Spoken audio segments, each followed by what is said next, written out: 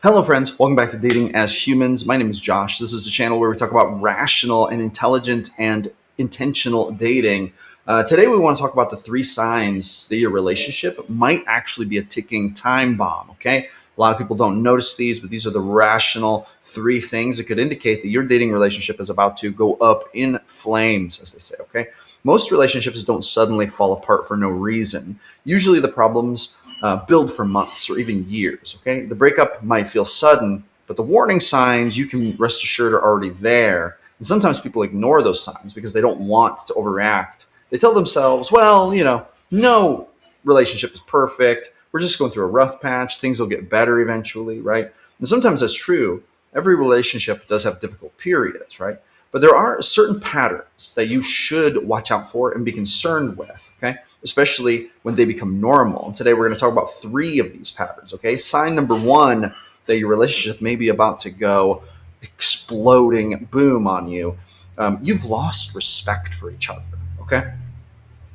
This first sign often takes the form of contempt. It's a word that psychologists use, but it's actually very simple. It sounds complicated, but it's not. Contempt is when you don't just disagree with your partner, but you start looking down on them, or they start looking down on you. Okay. Maybe there's eye rolling. Maybe there's mocking. Maybe there are, like little bouts of calling each other stupid or dumb, right? Maybe there's voice imitation, mimicry, mockery, right? Sarcastic comments designed to embarrass the other one, right? Maybe one of you talks to the other like a child, right? Kind of demeaning, talking down to, okay? At this point, the argument doesn't really become about the object of the argument. It doesn't become about the dishes or the money or the intimacy or whatever started the conversation. It becomes a very clear message that basically says the way I'm acting is showing that I do not actually respect you. Okay. And this is very dangerous for a relationship. Okay. John Gottman's relationship research has identified contempt as one of the strongest warning signs of divorce among married couples. And honestly, that makes total sense from a rational perspective. You can work through disagreements with somebody that you respect, and you're going to have to make any relationship work.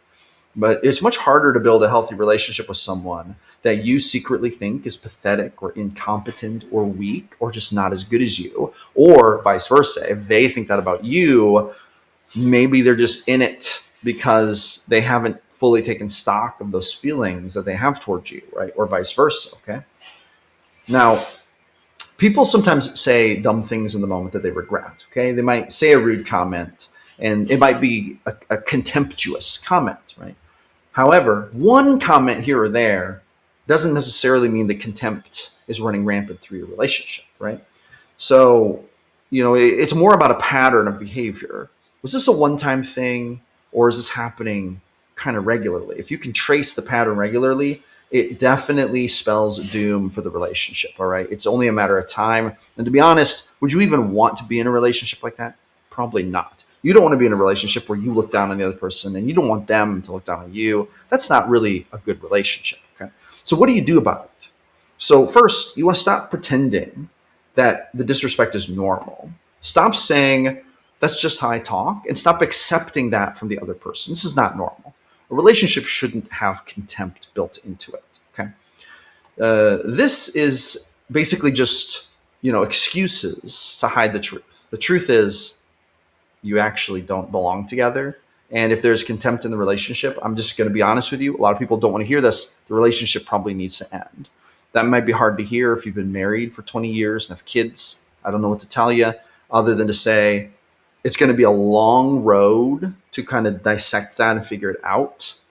A lot of times it doesn't actually get resolved, but it can. It just takes a lot of work, and everyone has to be on the same page about it, right? Now let's go to sign number two. Every conflict becomes the same useless cycle. What does this mean?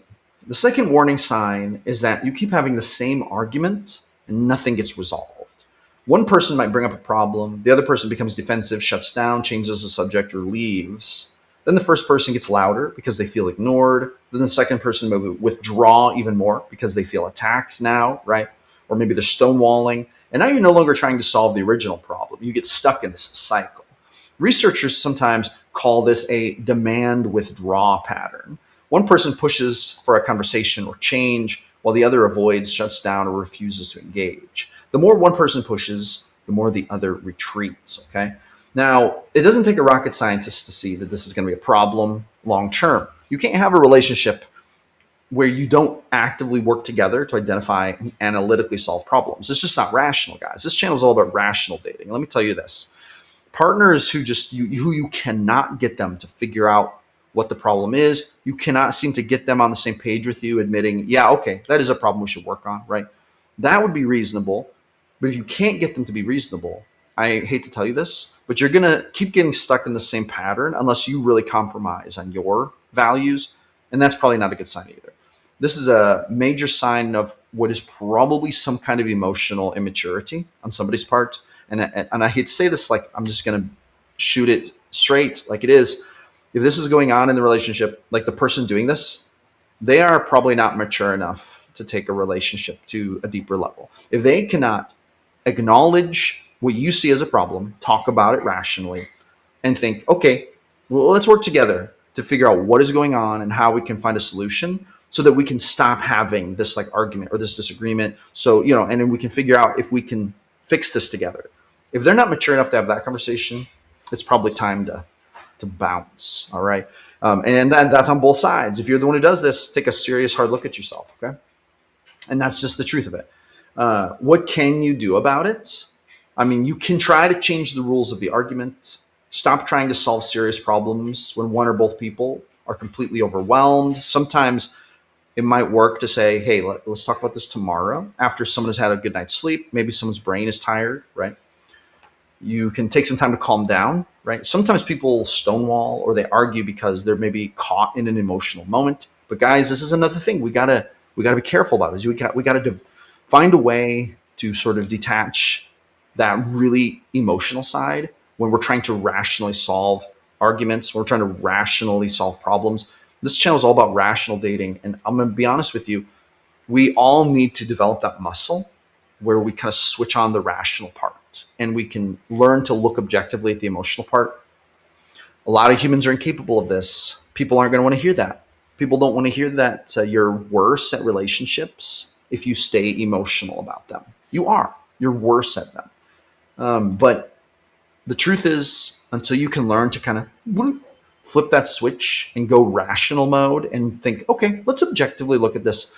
I'm not going to get defensive about your questions. I'm not going to get defensive about the problem. I'm just going to objectively talk about it, and we're going to see if we can solve it. And unless you can do that, or unless you can both do that, it's going to be rough. It's going to be a rough go, guys. It might be better to nip the relationship off at that point, because do you really want to be in a relationship with someone who can't rationally just talk about the problems and be reasonable? Ask yourself that question. Don't put up with this immature nonsense, guys. All right.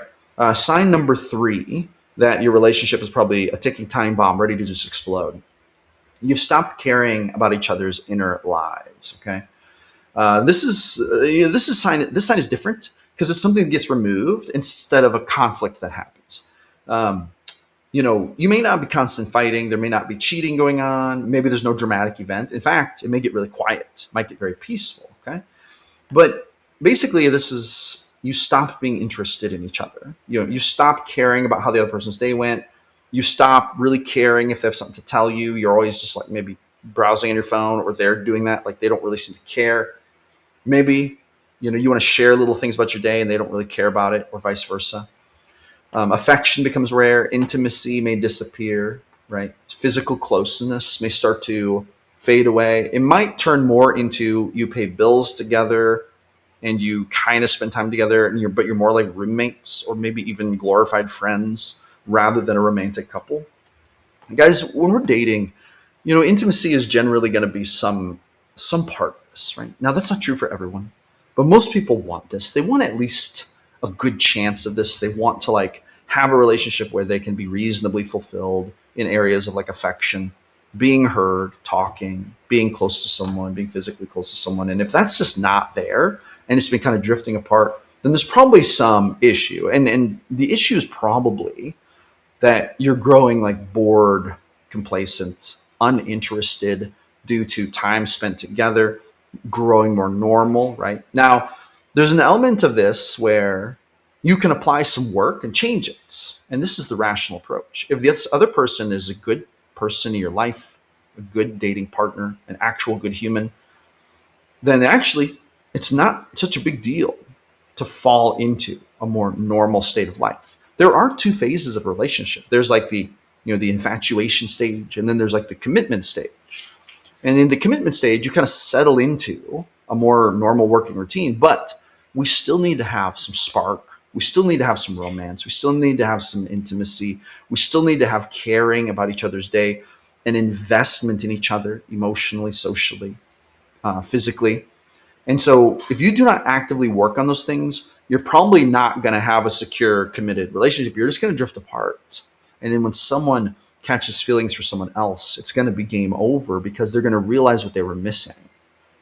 So the rational thing to do here is to actually be fine with getting more normal together, but then invest in those things that are important. Invest in the affection, invest in the talking, invest in caring. Put the phone away for 30 minutes a day and actually just talk with this person. It's in your best interest to do this, guys.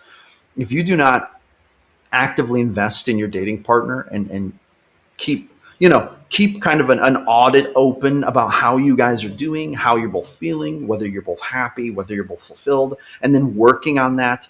What's the point, guys? Do you really want to spend time, all of your dating energy on a person who isn't investing in you that way and who you don't care to invest enough into like that? Like, why would you want to keep that going? It's not rational. That's my opinion on it. Drop a comment. Let me know what you think about that. Okay. Really, all you need to do with these warning signs is you need to think through what's actually probably going on here. Remember, actions speak way louder than words. If someone is doing a thing, even if they're not saying that that's what they think or that's how they feel, it's probably true, right? You want to really back up and you want to back engineer what people's behavior probably says about how they feel. Think, what feelings would inspire that kind of action? And you're usually right. Okay. But humans are, they're infamously terrible at actually talking out loud about the thing before they start acting it out. And it pays for us to be proactive with the people we care about, who we're trying to date. It's rational for us to kind of dig in and do an audit. Say, hey, I noticed this. Let's talk about it, right? And this is true for all of these cases. But unfortunately, in a lot of these cases, people just let it go because they don't know what to do about it, or they just erroneously think that none of these are a problem, but they are all a big problem. So boom, there's my thoughts. Drop a comment. Let me know what you think. If you want to book a call with me and have a conversation with me about your dating life, links in the description. I'm not a coach, but I will talk with you. And I've done a lot of thinking and I have a lot of life experience in this, and I'd love to chat with you. Hit that subscribe button. Drop a comment. Let me know how your dating life is going. Friends, thank you so much for coming back to another episode of Dating as Humans, dating rationally, intentionally, like with intelligence. This is the new winning game, the way to date as modern humans. Let's make it happen and have better dating lives. I appreciate all of you. See you on the next one.